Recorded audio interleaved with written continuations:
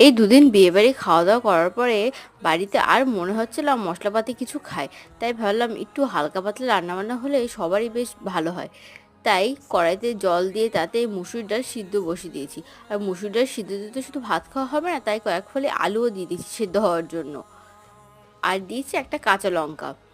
এবার আলুটাকে সেদ্ধ হয়ে গেলে আলুটাকে একটা বাটিতে নামিয়ে নিয়েছি, আর তার মধ্যে দিয়েছি কুচনো পেঁয়াজ আর একটু লবণ।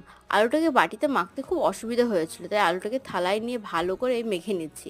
আলু মাখা হয়ে গেছে, এবার কিছুটা আলু তুলে রেখে আর বাকিটা অল্প একটু আলু নিয়ে নিয়েছি। ওর মধ্যে দিয়েছি সামান্য একটু সর্ষের তেল। এবার গরম গরম ভাতের পাতে এই আলু মাখা আর ভেজেছিলাম একটা ডিম, ডিমটাকে ভালো করে এ, ভেজে নিয়েছি আর দিয়েছি একটু ডাল সিদ্ধ।